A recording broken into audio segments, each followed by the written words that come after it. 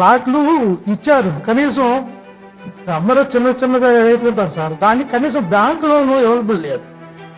Rate finance తీసుకుంటే చాలా నష్టపోతున్నారు, ₹2 ₹3 రోజు వడ్డీ జరుగుతుంది.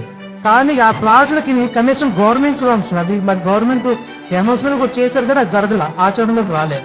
బ్యాంక్ లోన్ ఏమంటే మొత్తం ఎన్ని బ్యాంకులు ఉన్నాయి, 29 బ్యాంకులు క్యాపిటల్ సిటీలో ఉన్నాయి. అన్ని బ్యాంకులకి వెళ్ళి ఎందుకు లోన్లు ఇవ్వటం లేదు, మొత్తం అందరితోని కూడా బ్యాంకర్తో కూడా మీటింగ్ పెట్టాము. అలాగే సీఎం గారు కూడా ఎస్ఎల్బిసి మీటింగ్లు కూడా అందరికీ కూడా డైరెక్షన్స్ ఇచ్చారు. దానికి సంబంధించి వాళ్ళ క్లారిటీతో ప్రతి ఒక్క బ్యాంకరు చెప్పాడు. 3 పర్పస్ల నిమిత్తం మేము లోన్ ఇస్తాం. 1 చదువుకి, 2 దాని మీద ఇల్లు కట్టుకోవడానికి, 3 ఈ ప్లాట్ చూపించి ఏదైనా యూనిట్ పెట్టుకుంటాం అంటే కనుక ఈ 3 అవసరాల నిమిత్తం మేము లోన్లు ఇస్తాం. ఈ నిర్ణయం దీనికే కాదు, క్యాపిటల్ సిటీ బయట స్టేట్ అంతా కూడా ఈ 3 అవసరాలకే ఖాళీ స్థలాల మీద లోన్లు ఇస్తాం. ఇంకే అవసరాలకి కూడా ఖాళీ స్థలాల మీద లోన్లు ఇవ్వరు. బయట ఎలాగిస్తున్నారో ఇక్కడ మేము ఇస్తాం, ప్రాబ్లం ఏం లేదు. కాకపోతే ఇంకోటి, ఎక్కడైనా అడిగితే 30 సంవత్సరాలు దాని మీద డాక్యుమెంట్లు అడుగుతారు, లింక్ డాక్యుమెంట్లు. ఇక్కడ అవసరం లేకుండా ఒక లెటర్ పెట్టడం జరిగింది, అది కూడా ఇన్సిస్ట్ చేయకుండా లోన్లు ఇవ్వడం జరుగుతుంది. ఈ 3 కాకుండా మాకు ఏదో ఖర్చు పెట్టుకుంటాం దానికి ఇవ్వండి అంటే ఇవ్వడానికి అవకాశం ఉండదండి. ఎందుకంటే బయట కూడా రాష్ట్రం కానీ దేశం మొత్తం మీద ఖాళీ స్థలాల మీద రూల్ ఇదే బ్యాంకులకి. కాబట్టి ఈ 3 ఖచ్చితంగా ఇస్తామని బ్యాంక్ అది చెప్తున్నారు. ఎక్కడైనా అలా కాకుండా ఎవరైనా చేస్తే ఇవ్వండి. మేము 29 బ్యాంకులకి పంపించాం, 29 బ్యాంక్ మేనేజర్లు కూడా ఓకే అన్నారు, మేము ఇస్తాము ఈ 3 అవసరాలకి. మీ ల్యాండ్ మీద ఏదైనా స్ట్రక్చర్ ఉంటే ఇంకా ఎక్కువ అవసరాలకు ఇవ్వడానికి అవకాశం. ఖాళీ స్థలం అయితే కనుక లిమిటేషన్ ఉంటుంది. సో ఆ లిమిటేషన్ ఉంది కాబట్టి ఈ 3 అవసరాల నిమిత్తం ఖచ్చితంగా మేము ఇస్తాం లోన్స్ అనేసి చెప్తున్నారు. ఈ రకంగా ఏ విధంగా బ్యాంక్ ఇవ్వకపోతే చెప్పండి, మేము వాళ్ళతో మాట్లాడి ఇప్పించే కార్యక్రమం తీసుకుంటాం.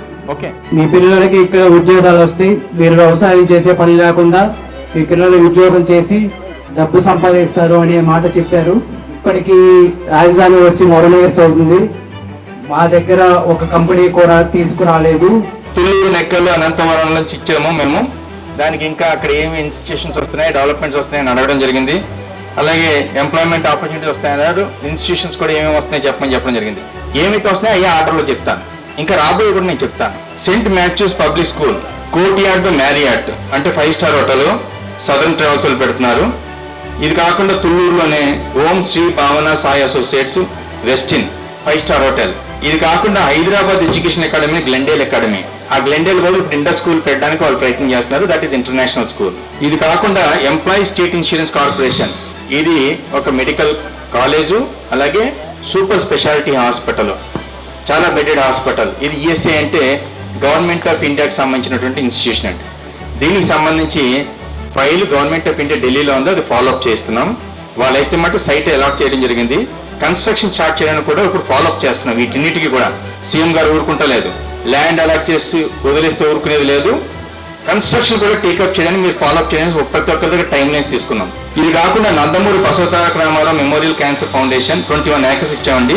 ఇది కూడా multi speciality and then research సంబంధించినటువంటిది. ఇది కాకుండా మీడియా సిటీ, గూగుల్లో ఉన్నటువంటి ఒక సబ్సిడరీయే యూట్యూబ్. అంటే గూగుల్ గ్రూప్లో యూట్యూబ్ అకాడమీ అనేటువంటిది ఒకటి. యూట్యూబ్ అకాడమీ ఇది మీడియా సిటీలో రావడానికి వాళ్ళు ఇతిమితంగా వాళ్ళు కన్సెంట్ ఇవ్వడం జరిగింది, సమ్మతి ఇవ్వడం జరిగింది. సుమారు 143 ఎకరాలు మీడియా సిటీలో ఉంటే దానికి సంబంధించి పేరెన్నగన్న సంస్థ మణిపాల్ గ్రూప్ వాళ్ళకి మీడియా యూనివర్సిటీ కూడా ఉంది. కేవలం మీడియా సంబంధించిన యూనివర్సిటీ, తర్వాత మీడియా సంబంధించిన సంస్థలే కాకుండా దీనికి సంబంధించినటువంటి మొత్తం ఏదైతే ఈకో సిస్టమ్ కావాలో ఇంక్లూడింగ్ ఇన్స్టిట్యూట్ డెవలప్మెంట్ అంతా కలిపి ప్రపోజల్ వాళ్ళు ఇవ్వడం జరిగింది. దాని డిపిఆర్ రూపంలో డీటెయిల్ ప్రాజెక్ట్ రిపోర్ట్ తీసుకుంటున్నాం.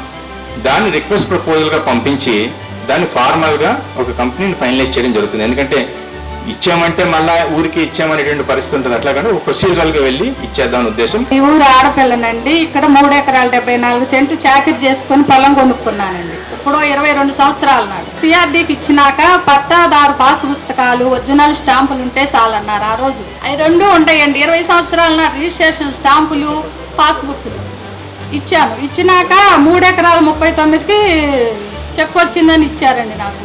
మరి ఏమైపోయిందని అడిగితే గట్టులు తిన్నాయని చెబుతున్నారు చెన్నకేశ్వరరావు గారు. 3 ఎకరాలు 74 సెంట్కి 339కి ఇచ్చారండి. 33 సెంట్లు ఆవిడ కొద్దిగా దీనికి సమాధానం చెప్తారా మనం ఎప్పటి నుంచి? వాట్ ఈస్ ఇష్యూ అన్నది. సో మీరేమంటున్నారంటే ఎంజాయ్మెంట్ ప్రకారం ఓన్లీ 3.42లోనే ఉన్నారు, డాక్యుమెంట్ ప్రకారం 3.74, బట్ ఎంజాయ్మెంట్ ఈటీఎస్ సర్వే ప్రకారం ఓన్లీ 3.42. సో డాక్యుమెంట్ ప్రకారం ఎక్కువ ఉందా? That is okay, fine. Document ప్రకారం ఎక్కువ, ఎంజాయ్మెంట్ ప్రకారం తక్కువ, ఏ తక్కువ ఉందో దానికి ఇచ్చారు. అయితే కొంతమంది డాక్యుమెంట్ ప్రకారం తక్కువ ఉండి ఎంజాయ్మెంట్ ప్రకారం ఎక్కువ ఉంటుంది, అప్పుడు కూడా మనం డాక్యుమెంట్ ప్రకారం వెళ్ళాలి. అంటే కొంత ల్యాండ్ మిగిలి ఉంటుంది కదా, మిగిలిన ల్యాండ్ ఎక్కడ ఉంది? నో, ఇంకా ఆర్ఎస్ నెంబర్ మీద ఏమన్నా ల్యాండ్ మిగిలిందేమో చూడండి. సో అలాంటి సమస్య మళ్ళీ ఒక్కసారి ఇంకొకరికి రాకూడదు. స్థలాలు ఇవ్వడానికి, ఇల్లు ఇవ్వడానికి అందరూ ఒకే ముందుకు వచ్చేసారు. మీ తరపు నుంచి వచ్చే ల్యాండ్ కరెక్ట్ గా ఉండాలి సార్. సార్ చూపించారు నాకు, ఇక్కడ ఊరి ముందు సార్ చూపించారు. అక్కడ చూపించామంటే ఒకవైపు డంపింగ్ యార్డ్ కోల్పోయి, ఒకవైపు చెరువు ఉంది, ఒకవైపు ముస్లింస్ సమాధి ఉంది, ఒకవైపు పెద్ద కోరం ఉంది. ఈ మధ్యలో చూపించారు నాకు స్థలం ఒకటి. ఆ మురుగులో పోయి దాంట్లో ఉండలేము కదా, గట్టిగా ఉండదు. 5 కుటుంబాలు ఉంది. కిలోమీటర్న్నర దూరం పోయి ఇప్పుడు ఇల్లు కట్టుకొని ఉండాలంటే దూరం అక్కడ అది కిలోమీటర్న్నర దూరం ఉండాలి. ఇదేమో తొంది, అదేమో దూరం ఉంది, ఇదే కోర్టులో ఉంది. మాకు ఎక్కడ స్థలం? 3 ప్లేసులు ఉన్నాయి. ఒకటి చూపించినటువంటి చుట్టూ కూడా సరైనటువంటి వాతావరణం లేదు, అది ఆమోదయోగ్యంగా లేదని చెప్పారు. ఇంకోటి కొద్ది దూరంగా ఉంది, డెవలప్మెంట్ లేదు అంటున్నారు. క్యాపిటల్ సిటీలో ప్రతి దానికి కూడా డెవలప్మెంట్ ఖచ్చితంగా వచ్చి తీరుతుంది.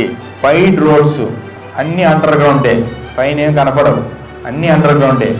అంటే భూగర్భ సంబంధించినటువంటి వేస్ట్ వాటర్ కానీ, లేకపోతే వాటర్ కానీ, లేకపోతే కేబుల్ వ్యవస్థ కానీ, ఎలక్ట్రిక్ కేబుల్ అవ్వచ్చు, లేకపోతే టెలిఫోన్ వ్యవస్థ అవ్వచ్చు, లేకపోతే గ్యాస్ పైప్ లైన్ అవ్వచ్చు, అన్నీ కూడా భూగర్భంలోనే ఉంటాయి.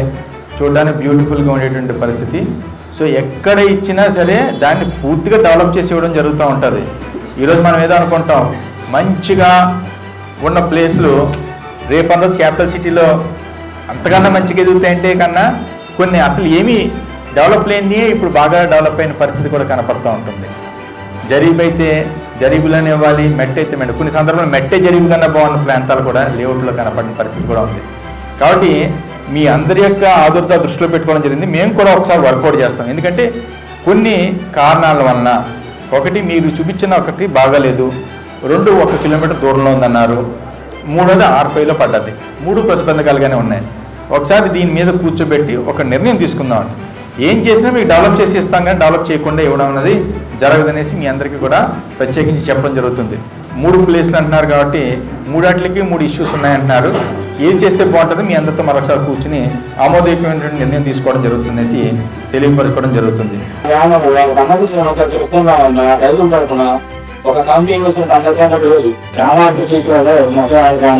ప్రతిదీ కూడా ఏదైతే ఇష్యూ వస్తుందో అదంతా కూడా సిస్టంలోకి ఎక్కించుకుంటాం, అంతా నిక్షిప్తం చేసుకుంటాం. మరలా ఆ యొక్క పరిష్కారం అయిపోయిన తర్వాత మరలా వచ్చేటప్పటికి ఏం పరిష్కారం అయినా ఏం అవ్వలేదు అని కూడా మీతో చెప్పడం జరుగుతుంది. ఇక్కడ మీతో మాట్లాడేదంతా కూడా మొక్కుబడి కార్యక్రమం కాదు, ఒక కమిట్మెంట్తో మీకు పరిష్కారాలు చేయాలనే ఉద్దేశంతో వచ్చినటువంటి పరిస్థితి కాబట్టి మొత్తం అన్నీ వింటామండి. ఇక్కడ ఒక గంట ఉండి ఏదో మాట్లాడి మీ దగ్గర తీసుకుని వెళ్ళిపోవడం కాదు, ప్రతిదీ కూడా కూలంకషంగా చర్చించి ఏది చేయొచ్చు, ఏది చేయడానికి అవకాశం ఉండదు, ఏది టైం తీసుకుంటుంది, ఏది వెంటనే చేయడం అన్నది కూడా చెప్పడం జరుగుతుంది. కేవలం డ్రైనేజే కాదు, రోడ్డు కానీ, వాటర్ సప్లై కానీ, డ్రైనేజ్ వ్యవస్థ కానీ, అండర్ గ్రౌండ్ వ్యవస్థ కానీ శాచ్యురేషన్ బేసిస్ మీద మనం బయట క్యాపిటల్ సిటీలో ఎట్లయితే చేద్దాం అనుకుంటున్నాం ఇక్కడ కూడా చేయడం జరుగుతుంది. దీనికి 904 crores శాంక్షన్ అయింది. గ్రామ కంఠం ఇష్యూ అనేది మొత్తం క్యాపిటల్ సిటీకి సంబంధించి అన్ని గ్రామాలకు సంబంధించి అంశం లేదు. అందులో కొన్ని ఇష్యూస్ ఉన్నాయి. దీని మీద ఒక కమిటీ వేసాం. కమిటీ రిపోర్ట్ వచ్చిన తర్వాత దాని మీద ఒక డిసిషన్ తీసుకోవడం జరుగుతుంది, మీ అందరికీ కూడా తెలియపరచుకోవడం జరుగుతుంది. ఎందుకంటే అది మొత్తం క్యాపిటల్ సిటీ మీద ఇష్యూ. తర్వాత బరియల్ గ్రౌండ్ ఒకటి చెప్పారు. ఇప్పుడు మేము మా సోషల్ డెవలప్మెంట్ వింగ్ కూడా చెప్పి క్యాపిటల్ సిటీలో ఉన్నటువంటి గ్రామాలకి బరియల్ గ్రౌండ్స్, అన్ని ఫెయిత్స్, అన్ని విశ్వాసాలు, అన్ని మతస్థులకి సంబంధించి ఏ రకంగా డెవలప్ చేయాలో ఒక ప్లాన్ తయారు చేస్తున్నాం. చేసినప్పుడు 2-3 గ్రామాలను కలిపి ఒక బరియల్ గ్రౌండ్ ఒకే చోట ఉండేటట్టు మంచిగా డెవలప్ చేసేటట్టు, అది బరియల్ గ్రౌండ్ కాదు, శ్మశానాన్ని కలిపి శ్మశాన వైరాగ్యం వచ్చేటట్టు ఉండకూడదు, ఒక ఆహ్లాదకరమైన వాతావరణం ఉండాలి. మనం ఒక క్యాపిటల్ సిటీ మాట్లాడుతున్నాం, ఒక వరల్డ్ క్లాస్ కెపాసిటీ అనుకున్నాం. అలాంటి బయలుదేరి కూడా ఆ గ్యాస్ కొని ఉండాలనే ఉద్దేశంతో దాన్ని కూడా ఫీనిక్స్ అనేటువంటి ఒక సంస్థ ఉంది హైదరాబాద్లో, చాలా మంచి డెవలప్ చేశారు హైదరాబాద్లో. చేస్తే క్యాపిటల్ సిటీలో ఊర్లో ఉన్నటువంటి బరిల గ్రౌండ్స్ కూడా ఆ రకంగానే చేయాలనే ఉద్దేశం. దానికి మా సోషల్ డెవలప్మెంట్ వింగ్ వాళ్ళకి చెప్పడం జరిగింది. సో బరిల్ గ్రౌండ్స్ మీద ఒక ప్లాన్ ఆఫ్ యాక్షన్తో ముందుకు వస్తున్నామండి.